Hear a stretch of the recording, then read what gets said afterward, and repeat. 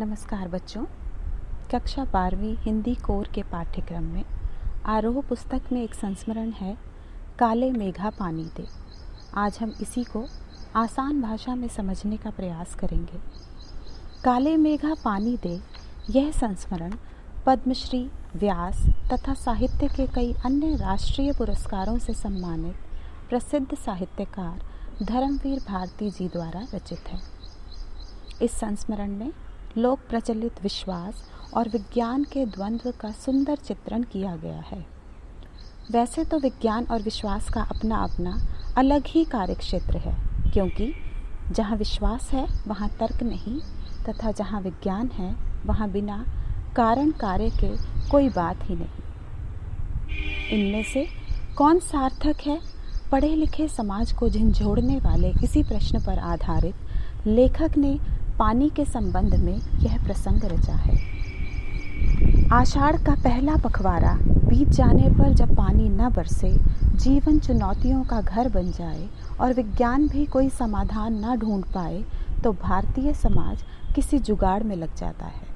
यह ऐसा जिंदा दिल समाज है जो किसी भी कीमत पर जीवन की आशा नहीं छोड़ता और बेबसी में से भी कोई खोज कर ही लेता है। लेखक ने इस संस्मरण में भारतीय समाज का वास्तविक पहलू उजागर किया है। अनावृष्टि दूर करने के लिए गांव के बच्चों की इंदर सेना घर घर पानी मांगने जाती है और लेखक का तर्कशील वैज्ञानिक मन इसे व्यर्थ ही मानता है।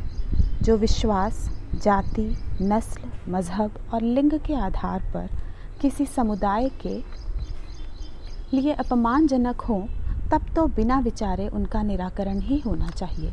लेकिन यदि ये विश्वास विज्ञान सम्मत ना हो किंतु हानिकारक भी ना हो, तो आइए संस्मरण पढ़कर विचार करें कि विज्ञान का सत्य बड़ा है या सहज प्रेम का रस, या दोनों।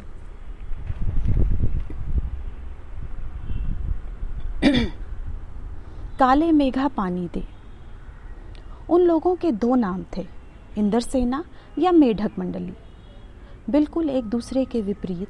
जो लोग उनके नग्न स्वरूप, शरीर, उनकी उछल कूद, उनके शोर शराबे और उनके कारण गली में होने वाले कीचड़ कांदों से चिढ़ते थे, वे उन्हें कहते थे मेढक मंडली। उनकी अगवानी गालियों से होती थी। वे होते थे 10-12 बरस से 16-18 बरस के लड़के, सांवला नंगा बदन, सिर्फ एक जांघिया या कभी कभी सिर्फ लंगोटी। एक जगह इकट्ठे होते थे। पहला जयकारा लगता था, बोल गंगा मैया की जय। जयकारा सुनते ही लोग सावधान हो जाते थे। स्त्रियां और लड़कियां छज्जे बारजे से झांकने लगती थीं और यह विचित्र नंग धड़ंग टोली उछलती कूदती संवेद पुकार लगाती थी। काले मेघा पानी दे, गगरी फूटी बैल प्यासा, पानी दे गुड़धानी दे, काले मेघा पानी दे। लेखक यहाँ वर्णन कर रहा है उसके किशोरावस्था के समय 10-12 वर्ष के जो बच्चे होते हैं, उनकी एक इंदर सेना नाम की एक टोली होती थी, जो जगह जगह जाते थे और घर घर जाकर पानी मांगते थे। कब मांगते थे पानी? आषाढ़ के महीने में, जब बहुत देर तक बारिश नहीं होती थी, तो मानो ये एक टोटका था बारिश लाने के लिए। लेकिन उस इंदर सेना को कुछ लोग मेढक मंडली भी कहते थे। वो वे लोग थे जो उनसे चिढ़ते थे, जिनको उनका ये सारा काम व्यर्थ लगता था कि इस तरह की घर घर जाकर पानी के लिए आग्रह करना, वो भी उन दिनों में जब पानी की इतनी किल्लत है, बिल्कुल व्यर्थ है। वे लोग इस सेना को मेढक मंडली कहते थे। खूब उत्साह भर देते थे ये आसपास के लोगों में और गाना बजाना करते हुए ज़ोर ज़ोर से चिल्लाते थे, गंगा मैया की जय, काले मेघा पानी दे, और इस तरह आगे बढ़ते थे। लोग इन पर पानी फेंककर, जितना भी पानी उपलब्ध होता था उनके घर में, एक बाल्टी वो उनके ऊपर डालकर उनको गीला करते थे और जगह जगह उस पानी से कीचड़ हो जाता था, जिस कीचड़ में ये लौटते थे और ऐसा माना जाता था कि इनके इस प्रकार लौटने से अवश्य वर्षा होगी। उछलते कूदते एक दूसरे को धकियाते ये लोग गली में किसी दुमहले मकान के सामने रुक जाते।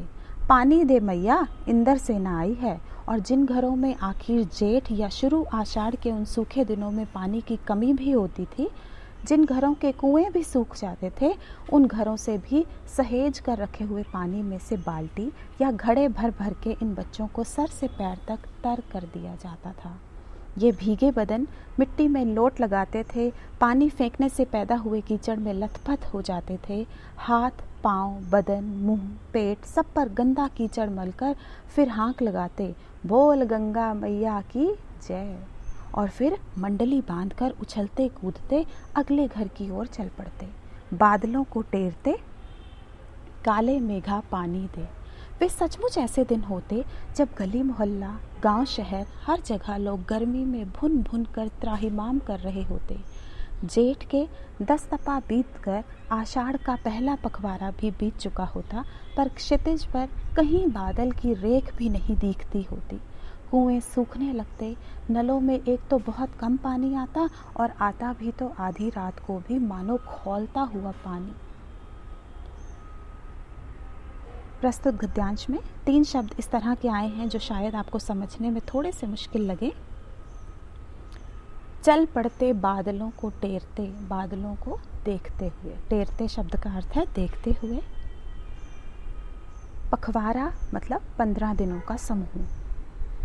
और एक 10 तपा, जेठ के 10 तपा बीतकर, वो जो 10 दिन जो बहुत गर्मी के होते हैं जेठ के महीने में, उनके बारे में बात की है। 10 तपा तो इतनी गर्मी है, जेठ का महीना बीत गया है, आषाढ़ का भी पहला पखवाड़ा बीत चुका है और अभी तक कहीं पर भी वर्षा के बादल नहीं दिखाई देते।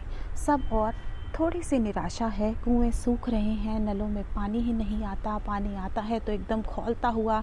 इतनी गर्मी में, तपते हुए दिनों में वो ठंडे पानी की उम्मीद करते हुए लोग जो निराश हो गए हैं, वो इस इंद्र सेना से थोड़े से आशावान हो जाते हैं और वे भी इनके साथ मिलकर जितना भी घर पे सहेज कर पानी रखा है उसे इनके ऊपर फेंक देते हैं।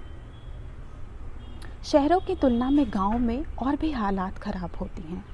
जहां जुताई होनी चाहिए वहां खेतों की मिट्टी सूख कर पत्थर हो जाती, फिर उसमें पपड़ी पड़कर ज़मीन फटने लगती।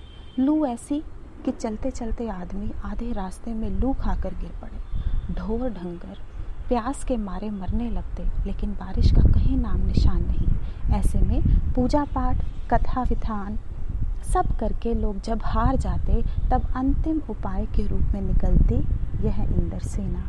वर्षा के बादलों के स्वामी हैं इंद्र, और इंद्र की सेना टोली बांधकर कीचड़ में लथपथ निकलती, पुकारते हुए मेघों को, पानी मांगते हुए प्यासे गलों और सूखे खेतों के लिए। पानी की आशा पर जैसे सारा जीवन आकार टिक गया हो। बस एक बात मेरे समझ में नहीं आती थी कि जब चारों ओर पानी की इतनी कमी है तो लोग घर में इतनी कठिनाई से इकट्ठा करके रखा हुआ पानी बाल्टी भर भर कर इन पर क्यों फेंकते हैं। कैसे निर्मम बर्बादी है पानी की। देश में कितनी क्षति होती है इस तरह के अंधविश्वासों से। कौन कहता है इन्हें इंद्र की सेना। अगर इंद्र महाराज से ये पानी दिलवा सकते हैं तो खुद अपने लिए पानी क्यों नहीं मांग लेते। क्यों मोहल्ले भर का पानी नष्ट करवाते घूमते हैं। नहीं, यह सब पाखंड है, अंधविश्वास है। ऐसे ही अंधविश्वासों के कारण हम अंग्रेज़ों से पिछड़ गए और गुलाम बन गए। लेखक अपने मन की बात बताता है। उसे लगता है कि जो इंद्र सेना घर घर में जाकर पानी मांगती है, वो पानी जो बड़ी कठिनाई से लोगों ने सहेज कर रखा है, अपने लिए संभाल कर रखा है, उस पानी को ये उनसे मांग रहे हैं और लोग भी इनका आदर सत्कार करने के लिए, या फिर कहिए कि इंद्र के प्रति अपनी समर्पित भावना दिखाने के लिए इनके ऊपर वो पानी फेंक देते हैं। लेकिन लेखक को लगता है, क्योंकि लेखक तर्कशील है, वो विज्ञान सम्मत बातों पे विश्वास करता है, उसे लगता है इस तरह पानी व्यर्थ करने से, इन पर फेंकने से क्या सचमुच में वर्षा होगी। उन्हें लगता है कि इसी तरह के कई अंधविश्वासों के कारण भारत पिछड़ गया है। इसीलिए वो अंग्रेज़ों का गुलाम बनकर इतने समय रहा, क्योंकि वह विज्ञान पर आधारित बातों को नहीं मानकर अंधविश्वासों पर ही अभी तक चलता जा रहा है। दुनिया के साथ बदलने के लिए तैयार नहीं है। वो अपने पुराने विश्वासों को, जो कि विज्ञान पर आधारित तो बिल्कुल भी नहीं है, उन्हीं पर अभी चलता जा रहा है। और लेखक को लगता है कि अगर ये वास्तव में इंद्रसेना है तो इंद्र तो स्वयं ही वर्षा के देवता हैं, उन्हें तो वर्षा करवानी चाहिए। ये अपने लिए भी पानी मांगे और दूसरों के लिए भी, खेत खलिहानों के लिए भी पानी मांगे। तो यहाँ पर पता चलता है कि लेखक को ये सब बातें बिल्कुल पसंद नहीं है। मैं असल में था तो इन्हीं मेंढक मंडली वालों की उम्र का, पर कुछ तो बचपन के आर्य समाजी संस्कार थे और एक कुमार सुधार सभा कायम हुई थी, उसका उपमंत्री बना दिया गया था, जो समाज सुधार का जोश कुछ ज़्यादा ही था। अंधविश्वासों के खिलाफ तो तर्कस में तीर रखकर घूमता रहता था, मगर मुश्किल यह थी कि मुझे अपने बचपन में जिससे सबसे ज़्यादा प्यार मिला था वे थी जीजी। यूँ मेरे रिश्ते में कोई नहीं थी, उम्र में मेरी माँ से भी बड़ी थी, पर अपने लड़के बहू सबको छोड़कर उनके प्राण मुझी में बसते थे। और वे थीं उन तमाम रीति रिवाजों, तीज त्योहारों, पूजा अनुष्ठानों की खान जिन्हें कुमार सुधार सभा का यह उपमंत्री अंधविश्वास कहता था और उन्हें जड़ से उखाड़ फेंकना चाहता था। पर मुश्किल यह थी कि उनका कोई पूजा विधान, कोई त्योहार अनुष्ठान मेरे बिना पूरा नहीं होता था। दिवाली है तो गोबर और कौड़ियों से गोवर्धन और सतिया बनाने में लगा हूँ। जन्माष्टमी है तो रोज़ 8 दिन की झांकी तक को सजाने और पंजीरी बांटने में लगा हूँ। हर छठ है तो छोटी रंगीन कोलियों में भूजा भर रहा हूँ, किसी में भुना चना, किसी में भुनी मटर, किसी में भुने अरवा चावल, किसी में भुना गेहूँ। जीजी यह सब मेरे हाथों से कराती ताकि उनका पुण्य मुझे मिले, केवल मुझे। इस गद्यांश में लेखक समझा रहा है कि उम्र तो उसकी भी इंद्रसेना की बच्चों के समान ही थी, किंतु वो कुमार सुधार सभा, एक सभा बनाई गई जो कि इन अंधविश्वासों के बिल्कुल खिलाफ थी, उसका उपमंत्री बना दिया गया था।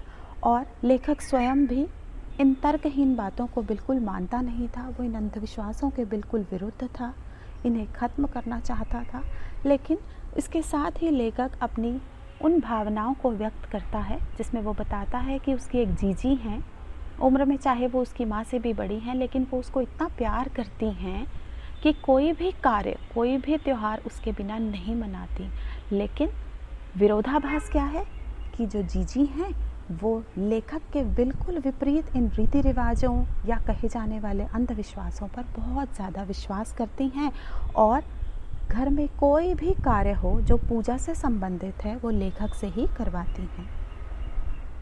यहाँ भी 2-3 शब्द इस तरह के आए हैं जिसका मतलब मैं आपको बता देती हूँ। गोबर और कौड़ियों से गोवर्धन और सतिया बनाने में, सतिया मतलब स्वास्तिक चिन्ह। हर छठ है तो छोटी रंगीन कुलियों में, हर छठ एक त्यौहार है, पूर्वांचल में मनाया जाता है, पूर्वी उत्तर प्रदेश में मनाया जाता है और यह जन्माष्टमी से 2 दिन पहले आता है। कृष्ण से संबंधित उत्सवों में इसका भी नाम आता है हर छठ। और इसमें अलग अलग कुलियों में, मिट्टी के बर्तनों में अलग अलग खाने का सामान भरा जाता है, जिनमें यहाँ कहा गया कि इन कुलियों में भूजा भर रहा है। भूजा मतलब भुना हुआ सामान। लेकिन इस बार मैंने साफ इनकार कर दिया, नहीं फेंकना है मुझे बाल्टी भर भर कर पानी इस गंदी मेढक मंडली पर। जब जीजी बाल्टी भर कर पानी ले गईं, उनके बूढ़े पांव डगमगा रहे थे, हाथ कांप रहे थे, तब भी मैं अलग मुंह फुलाए खड़ा रहा। शाम को उन्होंने लड्डू मठरी खाने को दिए तो मैंने उन्हें हाथ से अलग खिसका दिया, मुंह फेर कर बैठ गया। जीजी से बोला भी नहीं। पहले वे भी तमतमाई, लेकिन ज़्यादा देर तक उनसे गुस्सा नहीं रहा गया। पास आकर मेरा सर अपनी गोद में लेकर बोली, देख भैया, रूठ मत, मेरी बात सुन, यह सब अंधविश्वास नहीं है, हमें इन्हें पानी देना है, क्योंकि हम इन्हें पानी नहीं देंगे तो इंद्र भगवान हमें पानी कैसे देंगे। मैं कुछ नहीं बोला। फिर जीजी बोली, तू इसे पानी की बर्बादी समझता है, पर यह बर्बादी नहीं है, यह पानी का अर्घ्य चढ़ाते हैं। जो चीज़ मनुष्य पाना चाहता है उसे पहले देगा नहीं तो पाएगा कैसे। इसीलिए ऋषि मुनियों ने दान को सबसे ऊंचा स्थान दिया है। ऋषि मुनियों को काहे बदनाम करती हो जीजी? क्या उन्होंने कहा था कि जब आदमी बूंद बूंद पानी को तरसे तब पानी कीचड़ में बहाओ?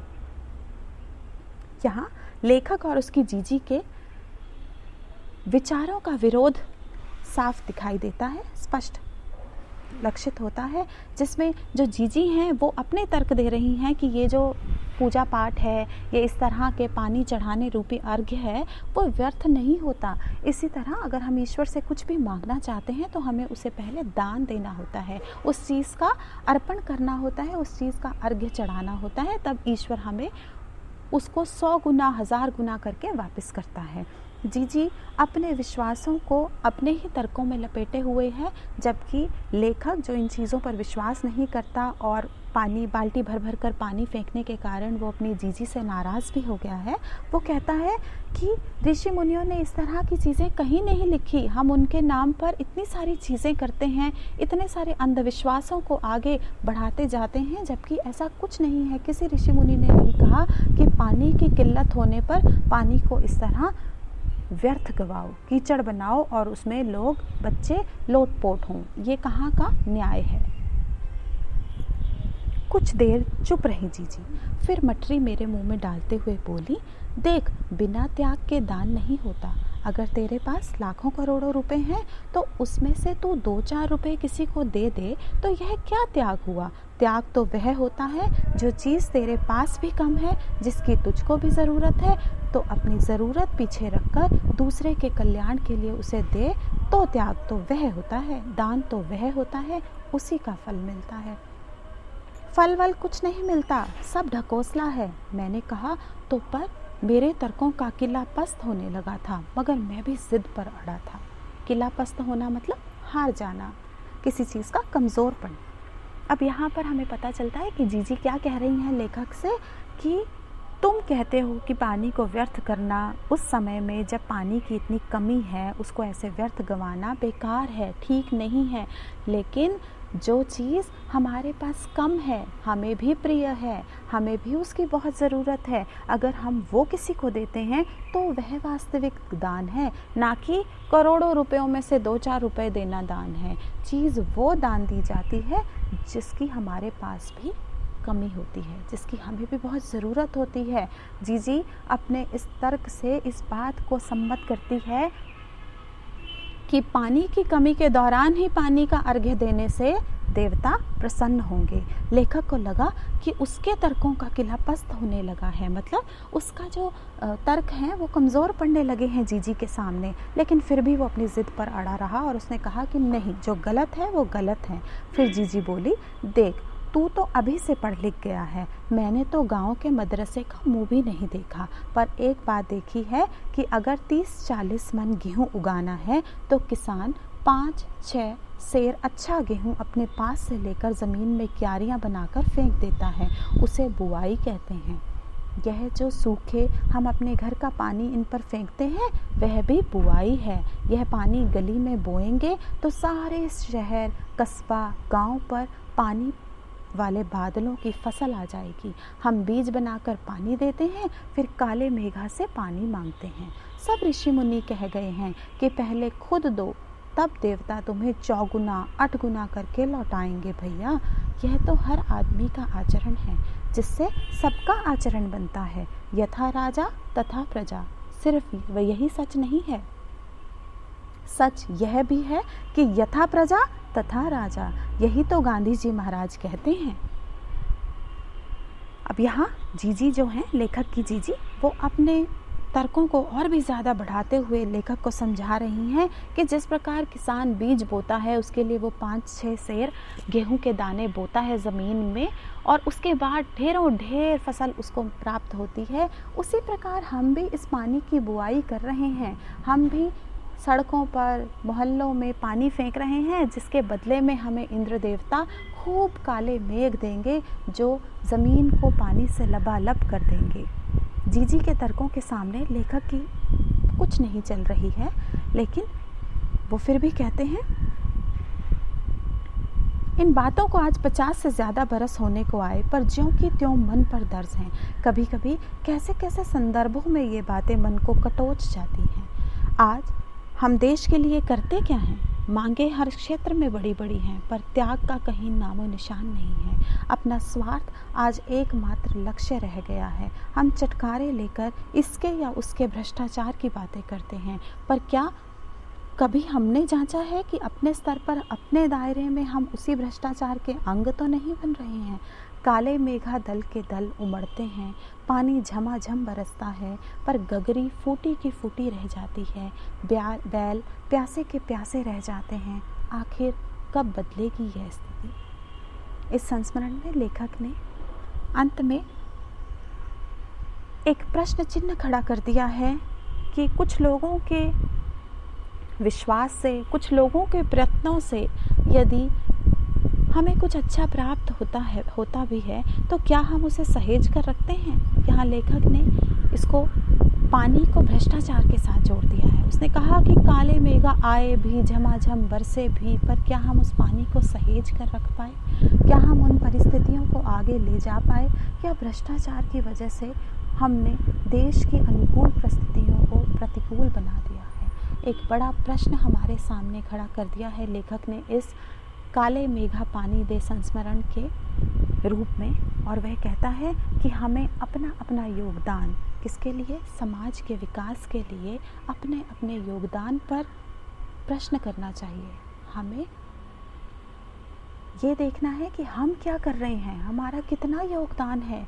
जिन चीज़ों के हम बोलते हैं कि इस तरह होनी चाहिए, इस तरह सुधार होना चाहिए समाज में, देश में, उसके लिए हम अपने योगदान को पहले जांचें, फिर सबसे बात करें। आशा है आप सबको यह संस्मरण अच्छी तरह समझ आ गया होगा। इसमें कुछ कठिन शब्द थे जिनको मैंने बताने की कोशिश की थी। उम्मीद है आप सबको समझ आ गया होगा। धन्यवाद।